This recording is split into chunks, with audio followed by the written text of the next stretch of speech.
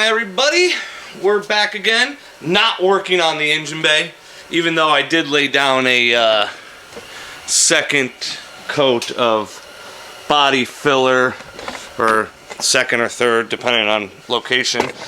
Excuse the camera issues I've been having. I keep going back and forth between my little handheld camcorder, a GoPro, and a DSLR, and I'm just trying to find the best thing to use right now, and I think it's going to end up me buying a new camera. But with redoing this whole car, I got no money for a camera. The DSLR was great to use for recording, but the problem is I don't know if I need a new lens. I am very novice when it comes to camera equipment. But I have a problem with focusing. It won't autofocus. I'm sure it's me. It might be the lens. I don't know. It's a Nikon, but I'm using my camcorder now. It seems to work the best. It's not the best quality video. It doesn't have as a far picture. Like if we were using the DSLR right now, you'd be able to see up here, you'd be able to see down here, and 3 or 4 feet in each direction. But neither here nor there. This is what we're going to do until I can afford a good camera. What we're going to do today is finish up the polishing or porting or whatever you want to call it that I've been doing to my cylinder heads. Is this going to amount to anything? I have no idea, but I already did it to 2 cylinders throughout combustion chambers, exhaust ports, and everything, so I feel like I have to finish it or I'm going to have issues. There might not be issues. I have no idea. But I don't want to freaking say screw it, slap it all together, and then those cylinders be lean because they got more airflow. I don't know. I don't know anything about this. It's not like I have a flow bench here. I don't port cylinder heads for a living. But it seems like if I can knock the roughness off and the casting marks off, it seems like it would help. The motor's pretty much all together. It was together for mock-up. It was mainly together because I got no room to put all these parts. So I just left it together. I did the fuel rail lines. I got the valve covers and all that and made sure that was all good. So we're going to take it down, we're going to get the heads off. I got to finish porting out these heads.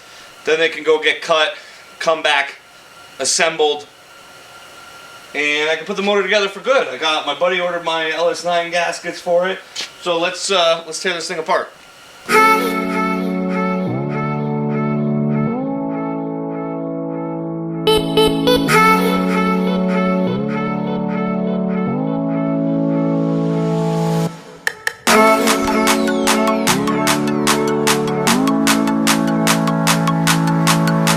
A bunch of people have asked me about the setup on the back of my high ram, and what it is it's a vacuum block from Vibrant Performance.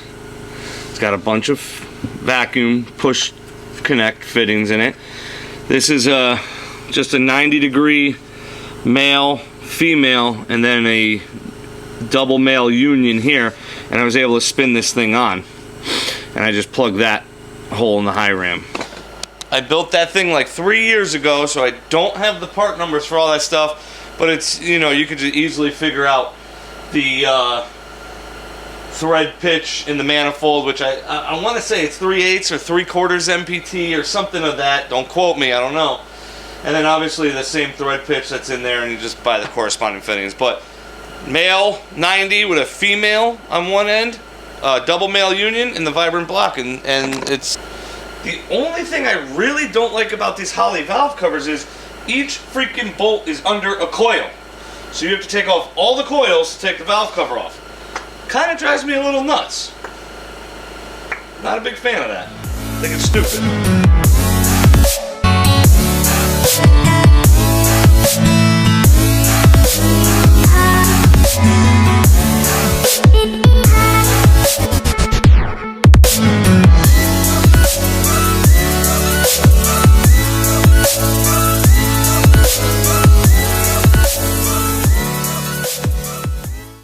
Alright, let me show you what's going on here. Oh, we have the exhaust side here. You can see, you can still see the casting mark in it, but it's 1,000 times smoother all the way down by the valve seat in there.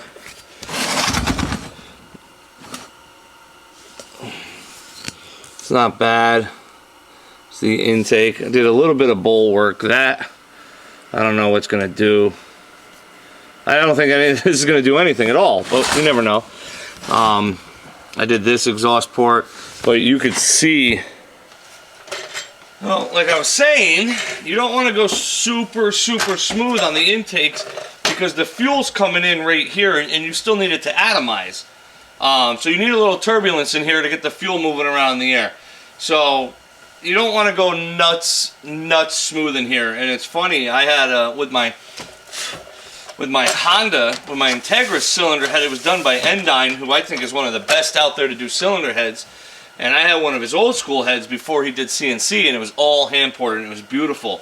And up here in the fuel injector area, I don't even know what it's called, he would take a punch, and he'd punch like 5 or 6 in a line, and then a couple like this, and it'd be an arrow going in. And that was just enough to get that fuel to disperse and atomize. Like I said, I'm not going crazy. I'm going to finish these up. I'm probably just going to clean up these rest of these bores a little bit. Chambers. This head still needs to be cleaned up. I'm going to, you see they had an exhaust leak right there. This has already been cleaned. I didn't even see that exhaust leak. And then we can get them to the machine shop, get the decks cut, come home, I'll lap all the valves in. Yeah, lap all the freaking valves in, and get them bolted down. So let's start the, let's finish this up. What I'm using is cheap Harbor Freight. They have an abrasive sanding cartridge and spiral roll set. Not the best. This is my second kit. I already broke both mandrels. More me than, I think, than the equipment that broke it. Putting pressure on it to get into the corners. And spinning it way too fast probably, but I'm impatient, so that's how that goes. But they did tell me it's got a 90-day warranty, so I'm going to bring it back and get it replaced. Yeah, the round ones like this are fine. They have a bunch of different grits in here. But I could ever find the freaking mandrels. I was breaking these tips off because it's very cut fine, real right there on the threads. But we will just grab a super coarse one and just run that down.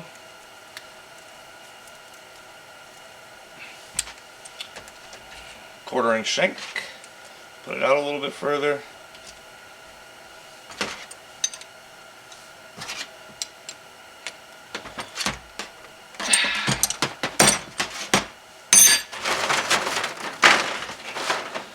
Get some glasses on, put some music on, because this crap takes a while. It is not fun. It sucks. Do you need to do it? Probably not. You could pay someone $600-700 to do it. And it'll probably be worth more than this, but in the nature of doing things at home, the only problem is I have no back-to-back testing. I wish someone I knew had a flow bench so I could take the untouched head and then do it to this one and see the makeup of it, but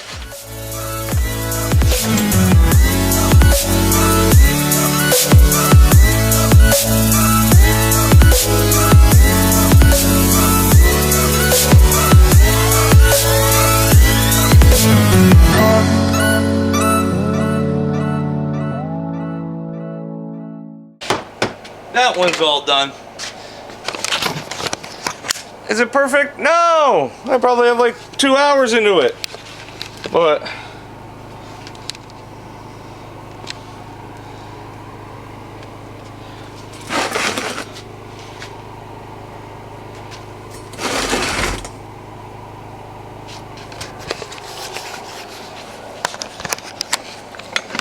well, I'm gonna do the other one, which this head looks much better because I've already sandblasted or media or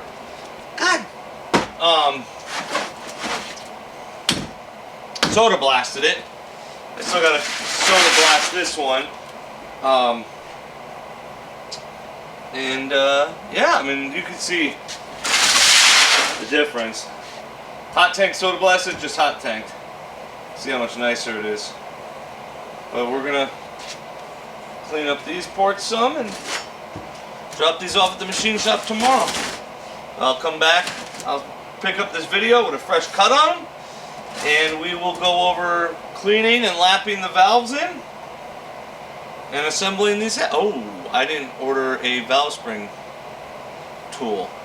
Alright, I'm gonna have to order a valve spring tool. Alright guys, we're back. I got the heads machine the other day. You could see the nice shiny, clean, fresh surface. Danbury Competition engine here in Danbury. Took care of these for me. $100 to machine both of them. They are good to go. Now we have to assemble all of these things and get them ready to go on the motor. You can see it completely bare, no valves. I mean, you can see 2 valves in here. And I gotta clean valves. All these valves are disgusting from this cylinder head, but I'm not gonna show you both of them. I'm just gonna assemble this one head. I already got all the valves cleaned. I already got 2 valves lapped in here. Go over valve sealing, lapping the valves in, valve spring installation, and then since that'll probably be enough for one video, I'll probably put the motor together for a second video. Once these are all together, I can assemble them on the car. I got my head gaskets in, my valve cover gaskets. I keep forgetting to get my argon tank filled so I can weld breathers into my valve covers. Still have to do that, and then I can paint them and put it on the motor. But let's go ahead and get these taken care of. Now, there's a lot of different ways you can lap your valves in. I'm going to show you the way that is the easiest, that is the fastest, and in my opinion, when you're at your house, it's the best way to lap valves in, as you don't have access to, you know, I don't even know what the correct method is, actually. Now, the way you can do it, which a lot of people do, which I don't like, is you can go buy this stupid tool. It's a suction cup on a wooden handle. And you put it inside your head and, oh, it probably helps put it in the right port. Put it inside your head and people stick this on there and they twist it around like they're building a fire. You know what you can do with this tool? Throw that thing in the garbage. Hot garbage. What I do, I use a drill. Same concept, a lot faster, a lot easier. It's going to be kind of hard to show. I don't know if I'll be able to really get this. So you can see the whole edge of the valve here. It's pitted, it's dark colored, it's nasty looking. It's not going to seal all that good. What we're going to do, we're going to take some of, oh, that one's closed. That one open here. Take some valve grinding compound. Whoop. Might be a little excessive, but smear it all over the face of the valve. Stick said valve in the hole and splooge. Come around to the other side. Nice thing about LS heads is, guess what? My drill fits right here. We're going to take the drill, set it up on the valve. Don't let it hang. You don't want to mess anything up. And just, you don't need to go crazy fast. I put a little bit of pressure on the back. I put a little pressure on the back side here just to hold it shut.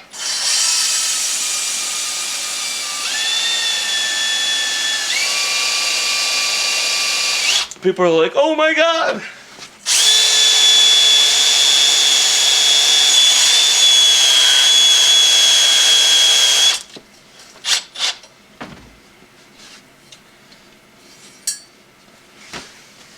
Well, you can see how much nicer that valve seat is. See how nice and shiny it is?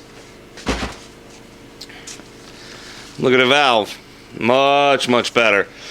There's still a little bit of pitting in there, which I could probably go further and get it out, but it doesn't, I don't think it needs it. You know, I think it'll be A-okay, my friends.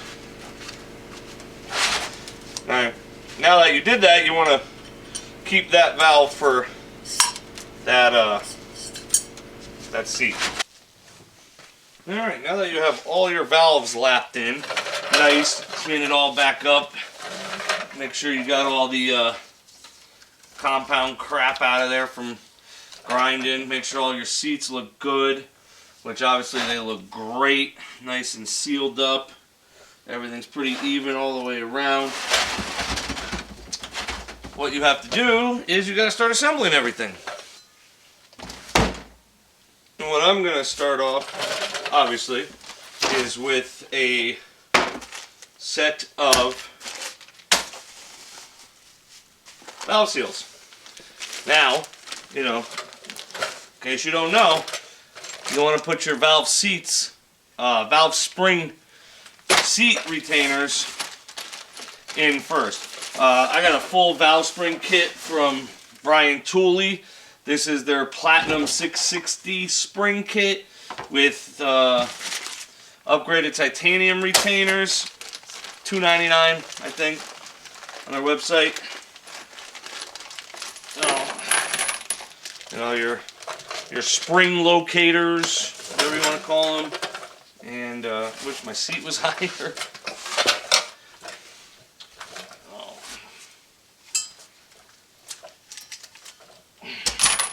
You don't want to forget these because you will wreck a valve seal taking it back off to put these on. While you're on Brian Tooley's website, grab you one of these little trick valve seal installation tool. And what's cool about this is, I'll get this thing open here.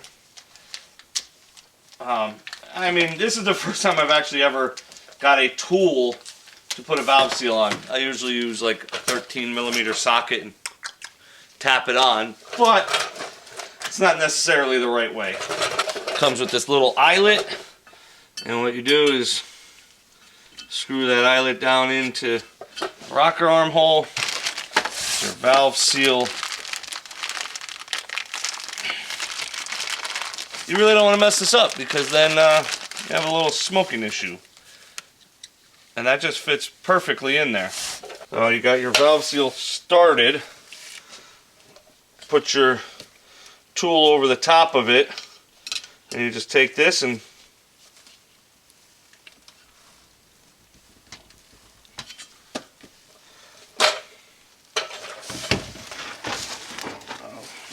I don't know what I was thinking without using a little lube.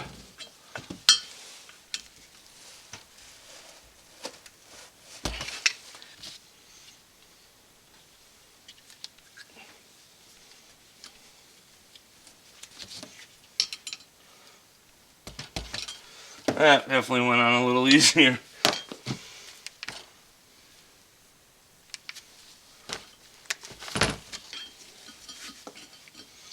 You got your spring locators in, and your valve seats in, your valve seals in. You want to go ahead and put your valves in. And what I did, so I didn't mess it up here, was I drew a little mark right there. So I know left, start from the left. Well, start putting your valve. Now that you got your heads all ported, cleaned, you got them decked, you got your valves lapped in, you got your spring locators and valve seals in, you got all your springs laid out. Next thing is to get them all installed. I bought a Lyle, which how I think you pronounce that. Lyle 16560 GMLS spring compressor. This one's super simple. I'll show you guys. Take it off here. This does a single spring at a time. I used the dual one before. It can be a royal pain in the ass because if one shifts, you gotta loosen it to. You can see how thick it is. It's a very simple tool. You can make this, but for $18, it wasn't worth it to me. So you just screw that bad boy down into down into the rocker arm hold down hole. It's actually got a Allen key in the top. Get your spring kind of lined up here, 13 mil, and just make sure this is sitting up on the edge. Spring nice and straight. Another thing, you want to lube the threads on that stud, or else you can tear it with the nut, and that's not what you want to do here. Well, get that down far enough. Try to bring you guys in closer here. You get that threaded down. I take it, put it in the front, spin it to the back, stick the other one in it, and loosen. And just make sure they both stay in there. Whoop. Knock stuff out of the other ones.